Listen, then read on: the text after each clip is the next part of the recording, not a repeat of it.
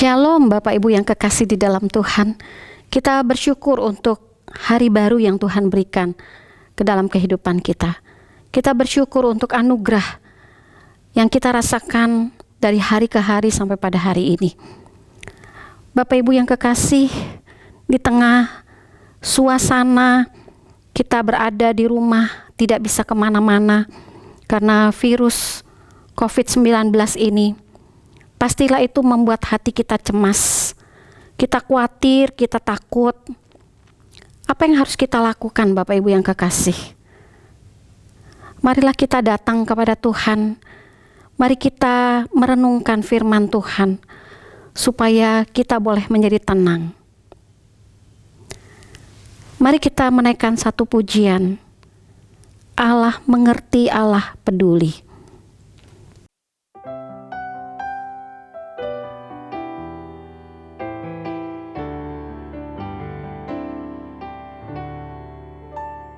Banyak perkara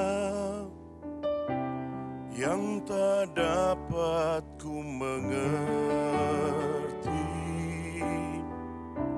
mengapakah harus terjadi di dalam kehidupan ini. Satu perkara yang ku simpan dalam hati, tiada satu pun yang terjadi tanpa Allah peduli.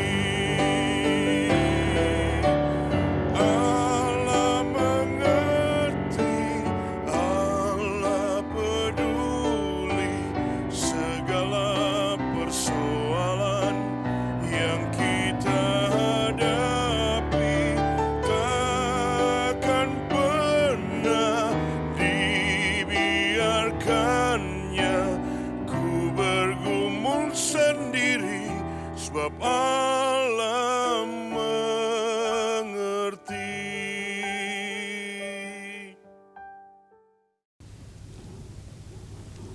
Mari kita berdoa. Tuhan, terima kasih kalau kasih setia Tuhan tidak pernah beranjak dari kehidupan kami. Terima kasih Tuhan karena kami terus bisa merasakan bagaimana campur tangan Tuhan di dalam kehidupan kami sampai pada hari ini. Kami mau bersyukur Tuhan karena Engkau Allah kami yang besar dan perkasa. Engkau menyertai, Engkau melindungi. Tetapi kami juga harus mengakui ada kekhawatiran, ada ketakutan, ada kecemasan di dalam diri kami Tuhan, di tengah situasi khususnya di Indonesia saat ini. Tapi kami mau datang, kami mencari Tuhan, kami mencari firman Tuhan, supaya kami boleh tetap teguh dan kuat di dalam iman percaya kami kepada Tuhan. Terima kasih Tuhan, biarlah firman-Mu terus menyegarkan dan meneguhkan kami. Di dalam nama Tuhan Yesus kami berdoa, kami bersyukur. Amin. Bapak Ibu yang kekasih, saya membaca suatu berita bahwa warga Amerika melakukan panic buying senjata api di tengah pandemik corona. Tentu ini mengejutkan kita, bukan? Untuk apakah senjata api dalam memberantas pandemik corona?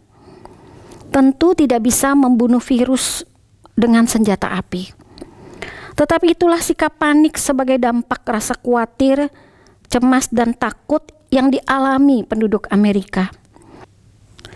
Kepanikan lain yang sudah terjadi adalah orang-orang melakukan panic buying dengan memborong barang-barang kebutuhan sehari-hari di toko, di supermarket, dan pasar-pasar. Semua orang merasa khawatir dan takut menghadapi situasi ke depan yang tidak kita ketahui seperti apa nantinya. Bapak Ibu yang kekasih, mari kita membaca bersama Filipi 4 ayat 6 dan 7 yang berbunyi demikian.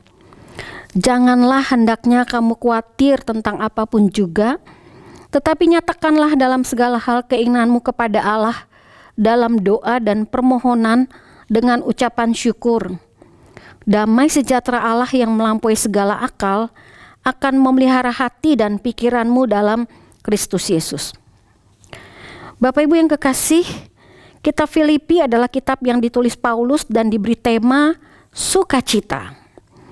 Paulus sebenarnya sedang tidak bersukacita, Bapak Ibu, pada waktu ia menulis surat ini karena ia sedang berada di penjara.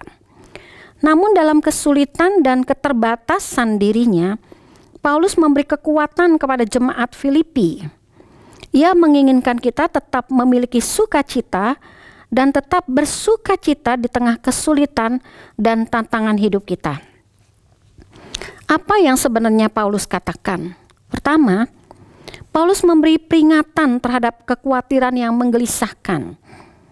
Ayat 6, cemas atau merasa gelisah. Perasaan takut itu muncul ketika kita merasa situasi menekan kita. Kita khawatir virus ini tertimpa kepada diri kita atau keluarga kita.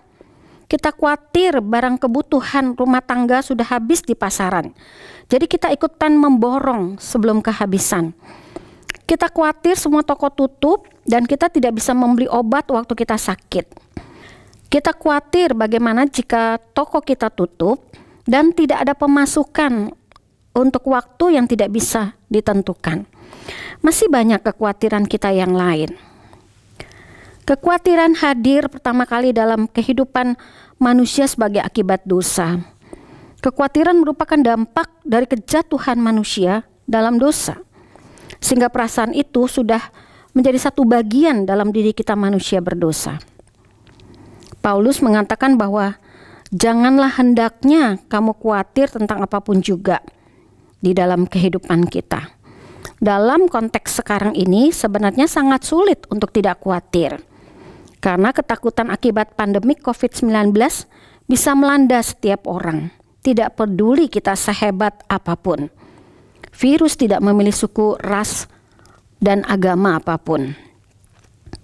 Tuhan Yesus berkata hal yang sama dalam Matius 6 ayat 25. Janganlah hendaknya kamu khawatir tentang apapun juga. Tuhan mengatakan agar kita janganlah khawatir akan hidup kita dan segala persoalan kehidupan ini. Tetapi percayakanlah diri kita sepenuhnya kepada Tuhan sebagai sumber kehidupan dan sumber kebutuhan kita. Tuhan ingin kita dapat mempercayai dirinya sepenuhnya karena Ia adalah Allah yang peduli dan tidak pernah meninggalkan kita. Khawatir menghilangkan kekuatan hati kita, bisa melemahkan semangat, bisa melemahkan iman. Justru makin menambah beban mental kita. Dan itu bisa merendahkan daya tahan tubuh kita. Di tengah situasi dan kondisi ini justru kita membutuhkan daya tahan tubuh yang baik untuk mengatasi serangan virus corona. Dengan terus khawatir, daya tahan makin menurun. Kekhawatiran tidak membantu kesulitan esok hari, tetapi benar-benar merusak kekuatan hari ini. Khawatir tidak menambahkan solusi bagi pergumulan kita. Khawatir tidak memberi jalan keluar bagi masalah kita. Justru tambah membuat kita bisa terpecah dan kadang tidak tahu apa yang harus kita lakukan. Hal yang kedua yang Paulus mau katakan kepada kita, sebagai penangkal ampuh melawan kekhawatiran yang menggelisahkan, Rasul Paulus menyarankan supaya kita berdoa senantiasa, yaitu nyatakanlah dalam segala hal keinginanmu kepada Allah dalam doa dan permohonan dengan ucapan syukur. Bapak Ibu yang kekasih, mari kita perhatikan. Pertama, ketika apa saja yang membebani roh dan jiwa kita, maka berdoalah. Waktu-waktu untuk berdoa bukan hanya di gereja, di persekutuan, atau saat makan. Kita berdoa adalah tanda ketergantungan kita kepadanya. Doa menjadi pertanda kita tidak mampu berjalan sendiri dan kita membutuhkan Tuhan bersama kita. Bahkan ketika kegelisahan dan khawatir muncul, makin kita menyatakan bahwa kita membutuhkan Tuhan menolong kita. Mazmur 34 ayat 5 berkata, "Aku telah mencari Tuhan, lalu Ia menjawab aku. dan melepaskan aku dari kegentaranku. Dalam segala hal, mari datanglah dalam doa kepada Tuhan. Ketika kita khawatir, berdoalah kepada Tuhan. Hal yang kedua, dalam doa dan permohonan kita, lakukanlah dengan ucapan syukur. Ada perbedaan besar ketika seorang anak datang kepada bapaknya meminta pertolongan, tapi dengan bersungut-sungut dan marah-marah, seakan-akan tidak paham, tidak puas, dan tidak yakin bahwa ayahnya dapat mengatasi masalahnya. Tidak demikian sikap kita kepada Bapa kita. Allah kita adalah Allah yang selalu sangat memperhatikan kita dan peduli pada apa yang terjadi dalam kehidupan kita. Dia memperhatikan kita sebagai biji matanya sendiri, sehingga tidak ada alasan bagi kita untuk merasa cemas akan hidup kita. Seluruh hidup kita di tangan Allah. Berkat, kelimpahan, damai sejahtera, dan berbagai anugerah lainnya, semua bersumber dari Allah saja. Dengan bersyukur, kita tahu Allah memberi lebih besar, lebih banyak, lebih dari cukup atas segala kehidupan kita. Dengan bersyukur, permohonan dan doa kita minta tolong adalah sebagai tanda kepercayaan penuh kepada Allah sebagai Bapa yang sayang dan tidak akan pernah meninggalkan kita. Dengan demikian kita dapat mengatasi rasa khawatir dan cemas terhadap apa yang belum tentu terjadi dan menimpa kita. Tentu dalam situasi saat ini kita mesti bijaksana dan kita bisa menahan diri sehingga kita tidak sembarangan bepergian kemanapun kita lakukan. Kita akan mempunyai kecondongan pikiran yang benar, dan ini merupakan kelegaan yang memberi damai sejahtera. Yang ketiga, Tuhan memberikan damai sejahtera yang memelihara hati dan jiwa kita. Ayat 7. Damai sejahtera sulit diperoleh dari diri sendiri. Menenangkan hati berbeda dengan damai sejahtera. Hati kita tenang ketika semua yang kita butuhkan tersedia. Tetapi waktu kita takut dan kita tidak mendapatkan bagaimana cara mengatasinya, maka kita bertambah gelisah dan tidak memiliki damai sejahtera.